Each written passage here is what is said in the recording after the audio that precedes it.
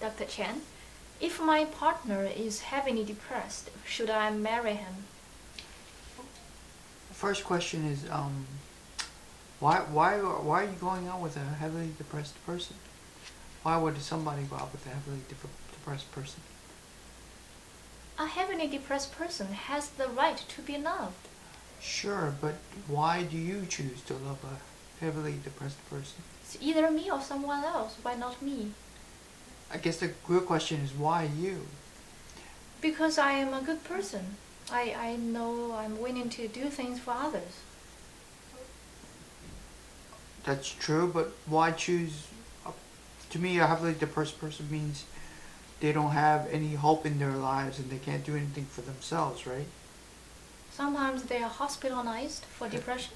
Yeah.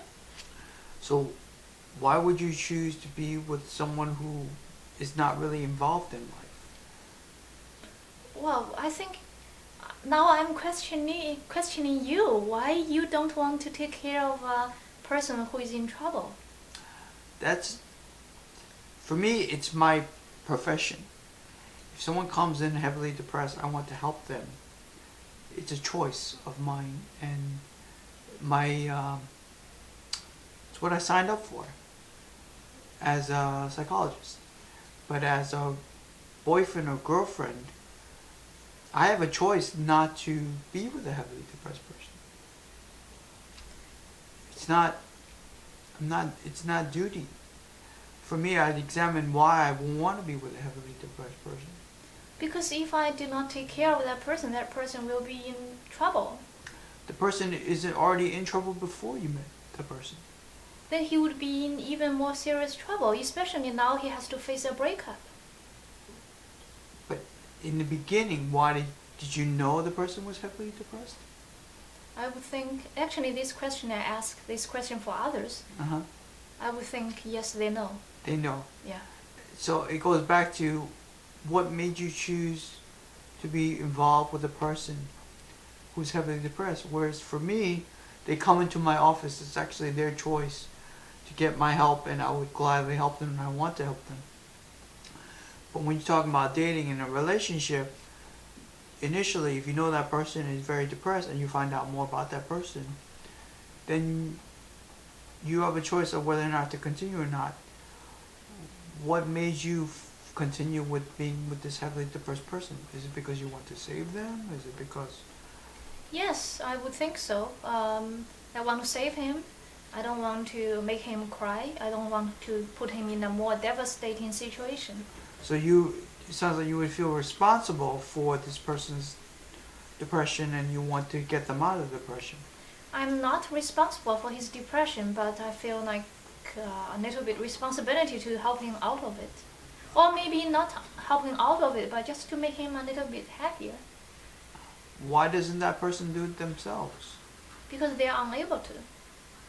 So you would decide yourself that you should be the one to get them out of this depression? Well, it happens in that way that I'm in this position. No, see, that's the key though. It didn't just happen like that. You have a choice. You chose, in my mind, and you still are choosing to be with this heavily depressed person. It's not automatic. So you're saying that he's heavily depressed. On top of that, I should dump him. Not that you should dump him. Of course I'm saying I would examine your reasons or your own reasons for wanting to be with that depressed person. If you're choosing to be with that depressed person because you want to save them, that's never going to work. Why it won't work? Isn't enough going to solve so many problems? In the movies, but not in real life. First, you got to find out whether or not that person wants to be saved or not.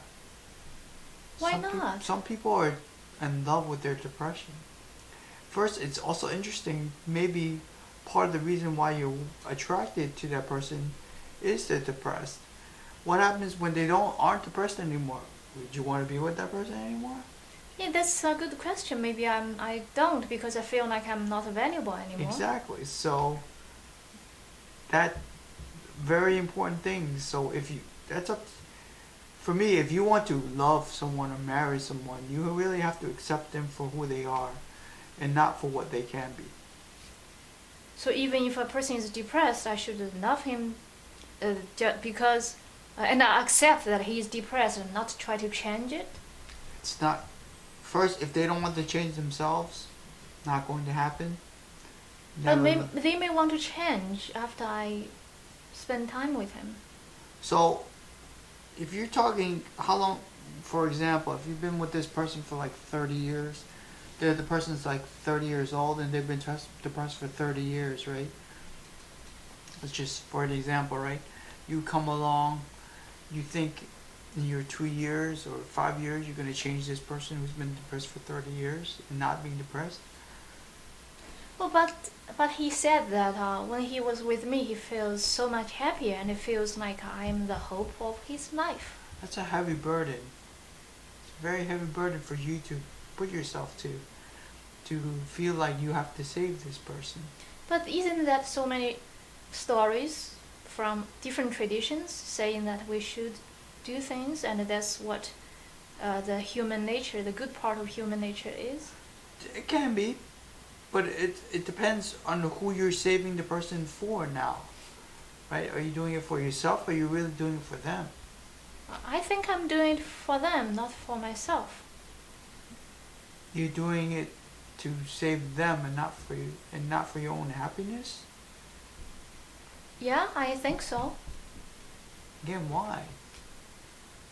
Why you question the good side of human nature? Is that the good side of human nature to... I think you're trying to achieve something that's impossible to attain. You're trying to save someone who doesn't want to be saved. Why you're saying that person doesn't want to be saved? He said that he feels happier with me, then he wants to be saved. He says he thinks that I can save him. Why can't that person save himself with your help? Why would marrying that person make the situation any better? Because it comes to the point that we have been dating for several years, and if we don't get married, then why we should keep on dating? So it goes into a belief in automatic tradition rather than a choice and thoughtfulness and understanding of why you're doing the things you're doing. It sounds more like a robot than a human being then, right? Many human beings are like this.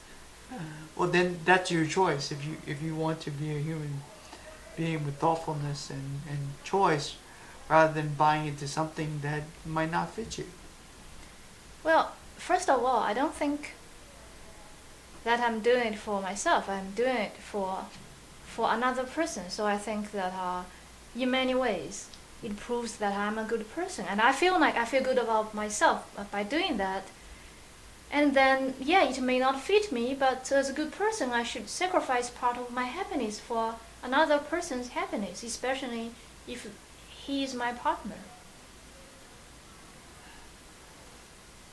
Well, if you're happy with that, again, we wouldn't be having this conversation, right? If you were totally okay with sacrificing yourself for another person, then you wouldn't even question whether or not you should marry this heavily depressed person. You would just do it. Some part of you, I believe, is not agreeing with that because your followers wouldn't be asking this question. For me, it would really be, and also, I think it's also a myth to believe that you're always doing something for another person. Some part of you is also being fulfilled by doing this for the other person. Such as?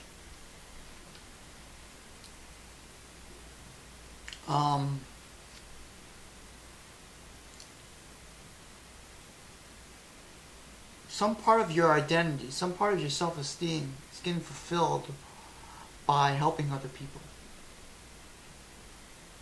Is that bad? No, that's not bad.